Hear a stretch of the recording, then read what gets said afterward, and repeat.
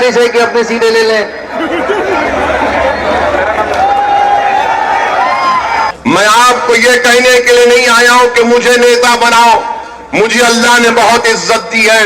मैंने जिंदगी में कभी ऐसा सोचा भी नहीं था कि हैदराबाद की गली कूचों से निकलकर एक दीवाना आज इस तारीखी शहर में गाजियों की सरजमीन, शहीदों की सरजमीन में आपके दरमियान में खड़े होकर मैं अपनी बात को रख सकूं। मेरे भाई, मेरा मकसद एक ही है कि आपको अपना जायज मुकाम मिलना चाहिए। उत्तर प्रदेश में बहुत हो चुका मेरे अजीज दोस्तों और बुजुर्गों। हमने 60 साल से मुख्तलिफ सियासी पार्टियों को वोट दे देकर इनको मोटा किया, इनको कामयाब किया और इनको हमने मौका दिया कि हमारे जज्बात पर, हमारे ख्वाबों पर उन्होंने अपने सियासी महलों को तामीर किया। बताओ, कभी अपने गिरबान में झांक कर देखो। मैं तुमसे अपील कर रहा हूं नौजवानों, कभी अपने दिल पर हाथ रखकर सोचो। मैं हमारे बुजुर्गों से इल्तिजा कर रहा हूं कि मेरी इस बात को आप थोड़ी देर के लिए संजीदगी से गौर करिए कि आपने क्या हासिल किया। बताओ, तुम्हारी एक आजाद आवाज कहां पर है? कौन है तुम्हारा नुमाइंदा जो बेबाक तरीके से तुम्हारे मसाइल को हल कर सके? हिंदुस्तान का जब कभी पार्लियामेंट का इलेक्शन आता, 16 पार्लियामेंट के इलेक्शन हो गए। हर पार्लियामेंट के इलेक्शन में एक ही बात कही जाती है कि उनको नुकसान पहुंचेगा। अरे मेरे कान पक चुके हैं। हमारे वतन अजीज में 16 पार्लियामेंट के इलेक्शन हो गए। अरे आखिर ये कौन सी सियासत है कि इलेक्शन के वक्त मेरी जिंदगी और मौत की बात होती है और जब इलेक्शन खत्म हो जाता तो मैं रोज मरता हूं। कभी अखलाक के नाम पर मरता हूं, तो कभी पीलू खान के नाम पर मरता हूं, तो कभी जुनैद के नाम पर मरता हूं, तो कभी रमजान के नाम पर मरता हूं। आखिर हम कब तक मरते रहेंगे? अरे एक बार जिंदा होने की कौम का मिसाल दे दो, खड़े हो जाओ कि हम इनके बातों में आने वाले नहीं है। ना हम हिंदुस्तान में इज्जत की जिंदगी गुजारेंगे इसलिए कि बाबा साहिब अंबेडकर का दिया हुआ संविधान हमको इंसान के तौर पर देखता है। मैं तुम्हारे दरमियान में खड़े होकर अपील कर रहा हूं, तुमको वास्ता है उस गाजी शहीद सालार का, अगर तुम उसके वारिस हो तो खुदा की कसम तुम मोदी से नहीं डर सकते, तुम आरएसएस से नहीं डर सकते। तुम बुज़दिली और हिकमत के नाम पर तुम किसी कांग्रेस का साथ नहीं दे सकते। तुम मजबूरी के नाम पर तुम समाजवादी पार्टी या बीएसपी का साथ नहीं दे सकते। आज तुम्हारे पास इतनी ताकत है, खुदा की कसम, कि अगर तुम एक हो जाओगे तो उत्तर प्रदेश की सियासत में इनकलाब बरपा होगा। और मैं आपसे वादा कर रहा हूं, कि असदुद्दीन ओवैसी जब तक जिंदा रहेगा मैं वो इनकलाब पैदा कर रहूंगा। मैं तुमको हिंदुस्तान, उत्तर प्रदेश का नेता बनाकर भी जाऊंगा। ये मेरी जिंदगी का मकसद है।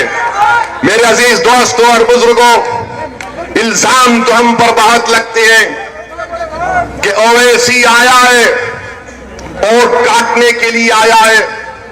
मेरे अजीज दोस्तों और बुजुर्गों, हम कहां वोट काटने को आए हैं? 2014 का पार्लियामेंट का इलेक्शन हुआ। 2014 के पार्लियामेंट के इलेक्शन में उत्तर प्रदेश से एक भी मुस्लिम अकलियत का उम्मीदवार कामयाब नहीं हुआ। कौन जिम्मेदार था इसका? बताओ बहरेज की आवाम, क्या तुमने 2014 के पार्लियामेंट के इलेक्शन में मोदी को वोट दिया था? फिर कैसे कामयाब हुई बीजेपी? इसका जिम्मेदार कौन है? कौन है इसका जिम्मेदार? मेरे अजीज दोस्तों और बुजुर्गों, जब हम ये बात अवाम के दरमियान में खड़े होकर रखते हैं तो हमारे मुखालिफिन को सच्ची बात पसंद नहीं आती। और यकीनन मैं मानता हूं इस बात को कि हिंदुस्तान की पार्लियामेंट में जो हमारे बुजुर्गों ने जब संविधान बनाया, जिसमें बाबा साहिब अंबेडकर के साथ मौलाना अबुल कलाम आजाद, ये तमाम बड़े बड़े लोगों ने हिंदुस्तान का संविधान बनाया, तो उन्होंने ख्वाब देखा था। और ख्वाब ये देखा था कि हिंदुस्तान की जमहूरियत शराकतदारी की जमहूरियत होगी।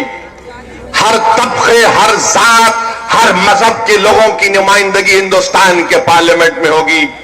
सुनो बहरेज के गयूर आवाम, हिंदुस्तान की लोकसभा में 540 के ऐवान में मुस्लिम अकलियत की नुमाइंदगी सिर्फ 23 रह गई है, सिर्फ 23 है।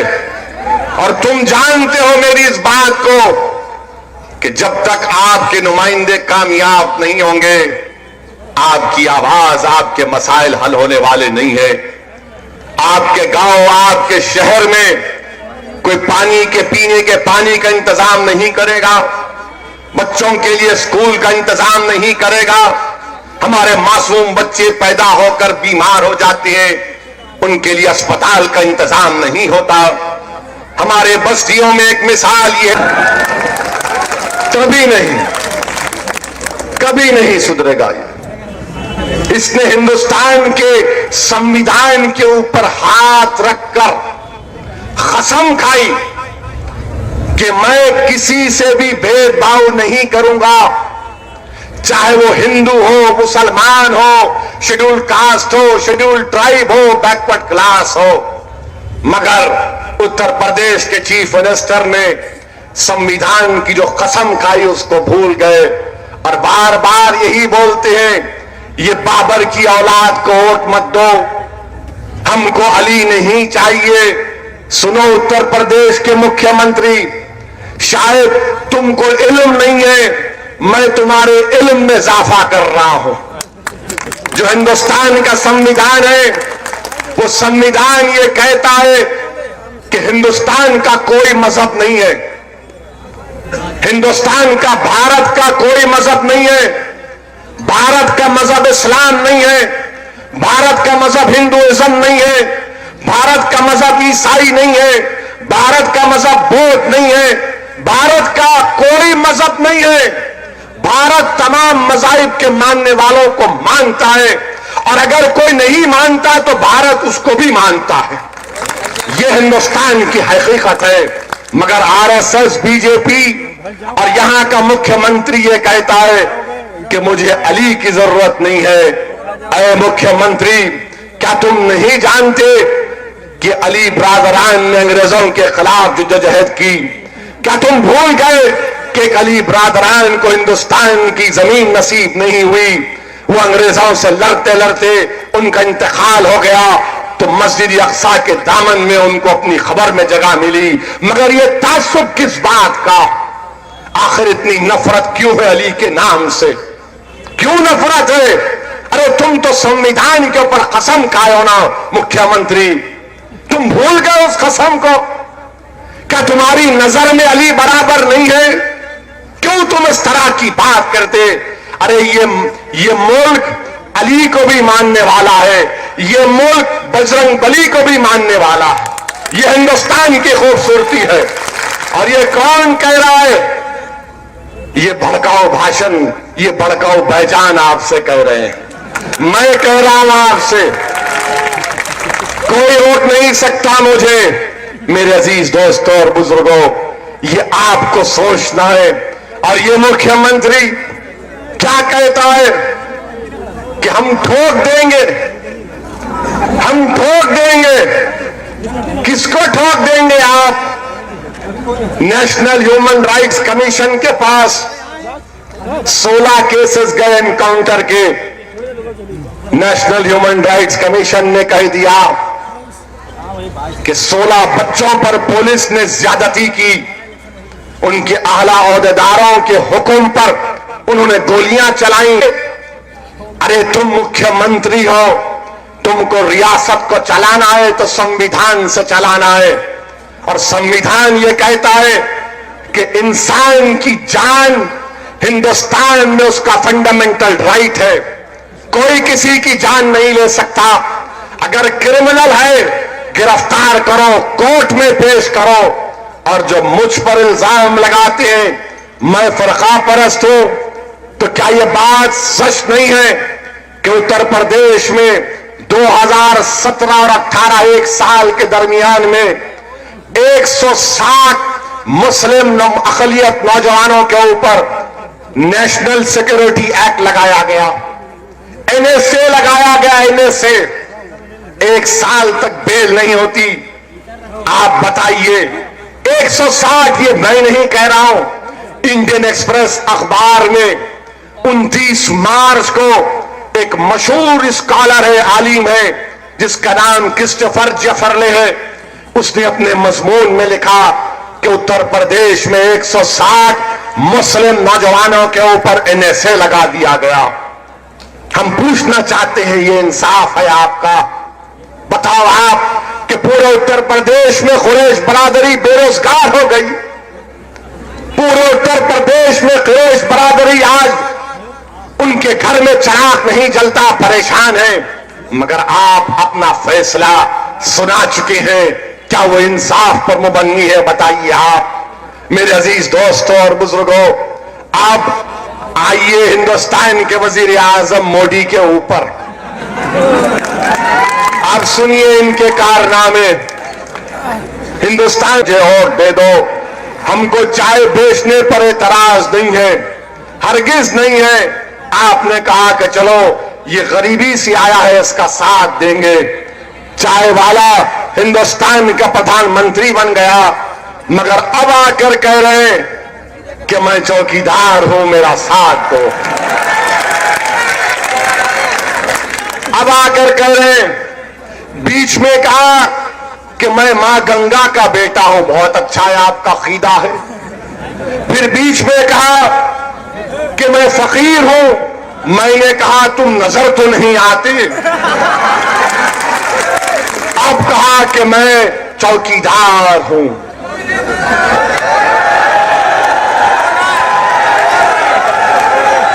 अगर मैं कहूंगा तो पुलिस बोलेगी भड़काओ भाईजान ने फिर से भड़काओ बात कर दी। मैं नहीं कह सकता, आपको जो चाहे कहना कहो, आप दिल खोल के कहो,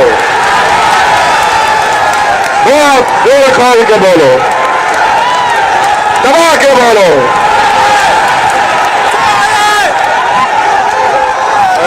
तुम मत बोलो यार मेरे भाई। मैं नहीं कहा पुलिस वालों, मैं नहीं कहा, तो बात मैं नहीं कहा, मैंने कहा, मैंने नहीं कहा। रिकॉर्ड करो मीडिया वालों, मैंने नहीं कहा। ना ना ना, सुनिए सुनिए सुनिए सुनिए, ये सुनो। हिंदुस्तान में 16 पार्लियामेंट के इलेक्शन हुए। आजादी के बाद एक 2 वजीर आजम को छोड़कर जितने भी चौकीदार बने, किसी ने साथ नहीं दिया गरीब और मजलूम अवाम का। मैं बता रहा हूं आपको कैसे। ये जो फैजाबाद से कांग्रेस का कैंडिडेट है, क्या नाम है? खत्री। आप जानते हो उसके बारे में क्या है? उसकी तारीख ये है कि वो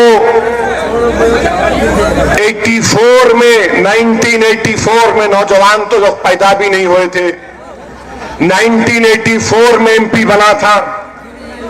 और उसने उस जमाने में 29 और 30 दिसंबर को प्रकाश उत्सव मनाया था।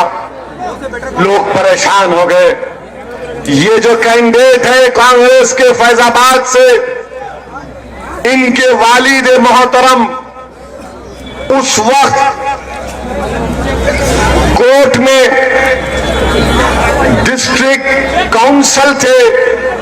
इन्होंने ही कोर्ट को लिख कर दिया था कि बाबरी मस्जिद के ताले खोल दिए जाएं। अब आप बताइए, मैं फिरका परस्त हूं, मैं फिरका परस्त हूं। हिंदुस्तान में मैं आपको कह रहा हूं कि सब सेकुलर है और सिर्फ ओवैसी कम्युनल है। ये सब दूध के धुले हैं और ये समझते कि हमको तारीख नहीं मालूम। मेरे भाई, मैं आपसे जिक्र कर रहा था हिंदुस्तान के भारत के वजीर आजम उर्फ चौकीदार के बारे में। चौकीदार ने कहा था, भाइयों बहनों, आजकल नहीं बोल रहे हो। बोलते थे कि अच्छे दिन आएंगे तो लोग पुकार कर बोलते थे उत्तर प्रदेश में आएंगे। अब आप चौकीदार की जबान से नहीं सुनते अच्छे दिन, क्योंकि अगर उत्तर प्रदेश के किसी सभा में ये चौकीदार बोलेगा अच्छे दिन, तो जनता पुकार कर कहेगी चौकीदार हमारे बुरे दिन लौटा दे। इसने वादा किया था हिंदुस्तान के नौजवानों से। आज मैं नौजवानों के सरों के समंदर को यहां पर अपने सामने देख रहा हूं। नौजवानों, बुजुर्गों जो अपने औलाद के मुस्तकबिल के बारे में फिक्रमंद है, यही नरेंद्र मोदी ने कहा था कि मैं हर साल 2 करोड़ नौकरियां दूंगा। हमारे मुल्क में, भारत में 50% आबादी 25 साल के कम उम्र लड़के और लड़कियों पर मुश्तमिल है। बताओ नौजवानों, बताओ बुजुर्गों, जब 50% आबादी 25 साल की उम्र पर मुश्तमिल है, तो इन बच्चों का मुस्तकबिल क्या होगा? क्या करेंगे ये बच्चे? क्या ये जिंदगी भर यही नारा लगाएंगे ओवैसी जिंदाबाद? क्या ये जिंदगी भर यही कहेंगे कि शेर आया? क्या इनको नौकरी नहीं मिलनी चाहिए? क्या इनका मुस्तकबिल अच्छा नहीं होना चाहिए? सोचो उत्तर प्रदेश के नौजवानों, तुमको मुझसे नफरत होगी, नफरत करो। तुमको मेरे चेहरे की दाढ़ी से नफरत होगी, करो। तुमको मेरे नाम से नफरत होगी, करो। मगर मैं जो बात कह रहा हूं उस पर सोचो। जो तुमसे वादा किया था कि हर साल 2 करोड़ नौकरियां देंगे, बताओ क्या नौकरी मिली आपको? मेरे भाई, आज नरेंद्र मोदी नौकरियों की बात नहीं करते। नोटबंदी जब हुई, उस वक्त उत्तर प्रदेश के चुनाव चल रहे थे। मैं पुकार रहा था उत्तर प्रदेश में कि देखो, ये नोटबंदी से सबसे ज्यादा नुकसान गरीबों को होगा, मजलूमों को होगा, कमजोरों को होगा, शेड्यूल कास्ट को होगा, मुस्लिम अकलियत को होगा, आदिवासियों को होगा, उन गरीब कारोबार करने वालों को होगा जो पैसे कैश के ऊपर कारोबार करते। तो यही मोदी के टीवी चैनल वालों ने मुझे बदनाम करने की कोशिश की कि ओवैसी ने इसको भड़काऊ भाषण देकर एक नया रंग दिया। आज बात मालूम हो गई कि मोदी के नोटबंदी की वजह से 1 लाख 2 लाख नहीं बल्कि 1 करोड़ नौकरियां चली गई। सिर्फ 6 महीने के अंदर 1 करोड़ नौकरियां चली गई। बताओ इसका हिसाब कौन लेगा? आज हिंदुस्तान के वजीर आजम इसकी बात नहीं करते। जीएसटी के नाम पर छोटे बड़े कारोबार बर्बाद हो चुके हैं, इसकी बात नहीं करते। मगर हिंदुस्तान के वजीर आजम जो दोबारा वजीर आजम बनने का ख्वाब देख रहे हैं, हिंदुस्तान के वजीर आजम मिस्टर मोदी, इंशाअल्लाह ताला जब 23 मई को नतीजा आएगा तो तुम ये लिखोगे, अब मैं चौकीदार नहीं, अब मैं एक्स प्राइम मिनिस्टर बन के बैठूंगा। ये एक्स प्राइम मिनिस्टर बनाना हर हिंदुस्तानी का अहम फरीजा है। अब मोदी की सभाओं में, मोदी के भाषण में नौकरी की बात नहीं होती। मोदी के भाषण में गरीबी खत्म करने की बात नहीं होती। मोदी के भाषण में नोटबंदी की बात नहीं होती। अब मोदी अपने तमाम नाकामियों और कमजोरियों को छुपाने के लिए क्या कहते हैं? नेशनलिज्म मैंने घर में घुसकर मारा। बोलते हैं ना, हमने मैंने घर में घुसकर मारा। अब तो कल एक टीवी, हिंदी के टीवी चैनल को इंटरव्यू दे रहे थे और टीवी के एंकर्स तो माशाअल्लाह ऐसा उनसे डरते हैं। मोदी से पूछा गया तो सवाल एक है, जवाब ये दे रहे हैं कि जब मैंने घुसकर आतंकवादियों को मारा, मैंने देखा कि आप घुसकर मारे,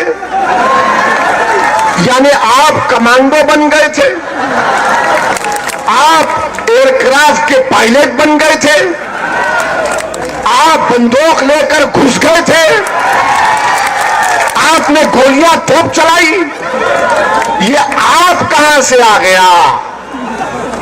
हिंदुस्तान के वजीर आजम, इतना तो मत गिर जाओ कि जो हमारे बहादुर सिपाहियों की कुर्बानी तुम अपने कंधों पर ले लोगे क्या? हमारे बहादुर एयरफोर्स के पायलट की कुर्बानी आप अपने कंधों पर ले लोगे? और यहां के मुख्यमंत्री ने कहा था ना, मोदी की सेना, तो इलेक्शन कमीशन ने कहा उनको 72 घंटे उनको खामोश बैठना पड़ा। मुझे नहीं दी गई अब तक नोटिस, माशाअल्लाह, ना मुझे दी जाएगी, क्योंकि मैं लड़ाने की बात नहीं कर रहा हूं, मैं सच्चाई की बात कर रहा हूं। आप बताइए मेरे भाई, हिंदुस्तान के प्रधानमंत्री हैं, चौकीदार हैं, और हिंदुस्तान के बहादुर पायलट और सेनाओं के कुर्बानियों का इकरार नहीं करते और कहते मैंने किया। आपने क्या किया हम बताते हैं आपको। आपने नौजवानों के ख्वाबों को तोड़ दिया। एक टीवी चैनल को इंटरव्यू दे रहे थे, आप सोचिए कि बैठे हैं हिंदुस्तान के वजीर आजम, एक मोहतरमा टीवी के एंकर बैठे हैं, वो बेचारे इतना मोदी से देखकर उनको मगलूब हो जाते हैं और कहते हैं मोदी जी मुझे पूछने दीजिए। मैंने समझा कि शायद नौकरियों का सवाल करेंगे, मैंने समझा कि शायद ये जो चीफ मिनिस्टर ने ठोकने की बात की उसकी बात करेंगे, मगर कहा कि नहीं, मुझे ये पूछना पड़ेगा कि आप थकते क्यों नहीं हैं? आप बताइए। मैं मीडिया वालों से भी कह रहा हूं, भाई 23 मई के बाद आप लोगों का क्या होने वाला है? ये तो नहीं रहेंगे इंशाअल्लाह ताला, नहीं रहेंगे इंशाअल्लाह, याद रखना मेरी बात को आप। इंटरव्यू ये है क्या? अच्छा, हम जब टीवी चैनल पर जाते हैं तो पहला सवाल कि आप भड़काऊ भाषण क्यों देते? यानी इनको ऐसा हमको देखते ऐसा लगता है इनको कि मैं इनकी जान लेने आया हूं, कि बस अब ये आया है इस पर टूटते हैं। एक अकेला मैं टीवी पर बैठता हूं तो चार हमला करते हैं, और अल्हम्दुलिल्लाह आपका भाई, आपका बेटा, आपका भड़काऊ भाईजान सब्र से बैठकर पूरे इत्मीनान और पूरे आराम के साथ मुस्कुराते हुए इनका जवाब जब देता हूं तो बोलते आप मुस्कुरा रहे हैं, तो मैं कहता हूं आपकी जली क्या? हम मुस्कुराना भी नहीं, हमारी मुस्कुराहट पर तुम फिदा होते हमको मालूम, क्योंकि हमारे जैसा स्मार्ट और हैंडसम तो कोई है ही नहीं। जिसके चेहरे पे दाढ़ी वही तो स्मार्ट है। मगर हम पे हमला टीवी का, माने 1 मिनट नहीं गुजरता ऐसा दिखता है कि को मैं इनका जान का दुश्मन बैठा हूं, और जब मोदी से मिलते हैं ये क्या है यार? हिंदुस्तान के प्रधानमंत्री का आप इंटरव्यू देखो, जब ये टीवी के एंकर उनको लगा कि इनकी ताईद में अच्छी एक्टिंग नहीं कर रहे, तो मोदी ने कहा कि तुम लोग अच्छी एक्टिंग नहीं कर रहे, मैं एक्टर से इंटरव्यू लूंगा अपना। वो एक्टर को बुलाए और वो एक्टर भी क्या सवाल किया, वाह वाह वाह, आम खाते हैं? वो सवाल किया, मोदी जी आप आम खाते हैं? काट के खाते या चूस के खाते? क्या बात है, आम काट के खाते, चूस के खाते, तो कैसा खाते तू बता ना। आम खाते, पेड़ा खाते, गुलाब जामुन खाते, रसगुल्ला खाते, बड़े का खाते, छोटे का खाते, सबका खाते।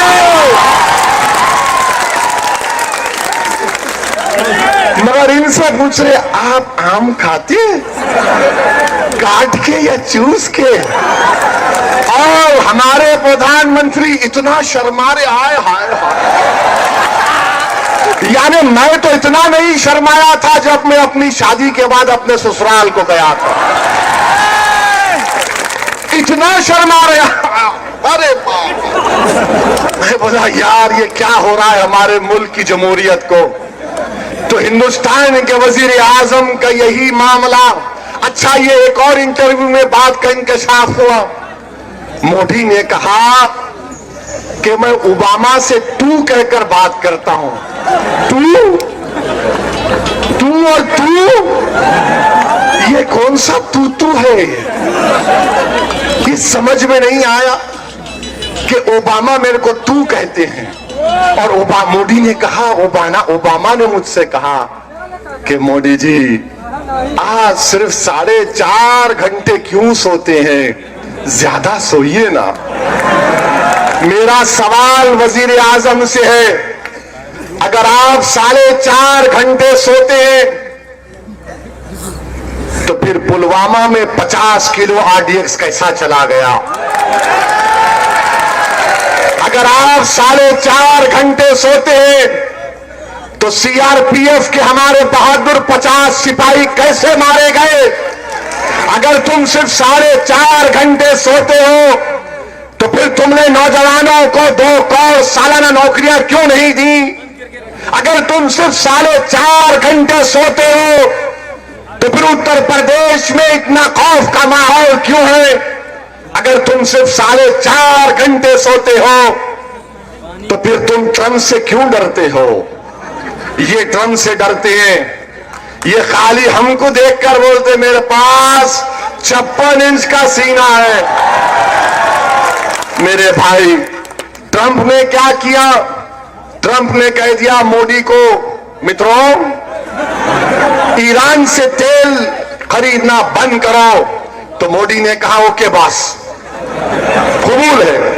आपको मालूम कि जब हम ईरान से तेल नहीं खरीदेंगे तो 2,500 करोड़ का नुकसान होने वाला हिंदुस्तान को, और 2,500 करोड़ का बोझ हिंदुस्तान की आवाम पर आयद करने वाले हैं चौकीदार। अगर इनमें दिल होता तो वो ट्रंप को बोलते नहीं ट्रंप, हम भारत का मामला अपने बलबूते पर तय करेंगे। अमेरिका बैठकर हमसे नहीं कह सकता कि हम कैसे मुल्क चलाएं। मगर मोदी को उस वक्त ट्रंप को कहने से डरते हैं।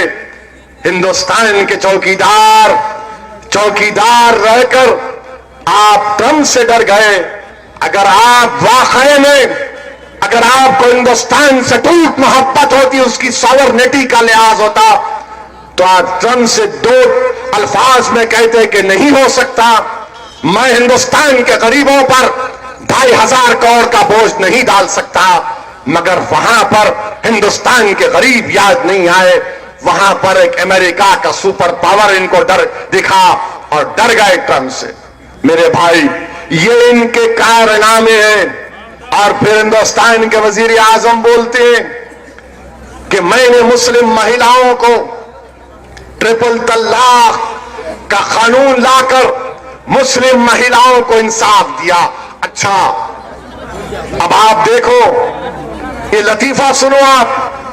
अब हम बहरेज से चौकीदार से पूछ रहे हैं कि बीजेपी का त्रिपुरा का जो चीफ मिनिस्टर है, जो त्रिपुरा का चीफ मिनिस्टर है, उनकी बीवी, उनकी मिसिस, उनकी बेगम कोर्ट में केस डाल के बोल रही कि मेरा शौहर मुझ पर जुल्म करता है। प्राइम मिनिस्टर, अब बताओ, क्या तुम त्रिपुरा के तुम्हारे चीफ मिनिस्टर की बेगम साहिबा तुम्हारे चीफ मिनिस्टर के बारे में कोर्ट में अर्जी डाली कि मुझ पर जुल्म करते हैं? क्या आप दौड़े दौड़े जाएंगे उसके लिए? क्या आप उसके लिए कुछ करेंगे? नहीं करेंगे।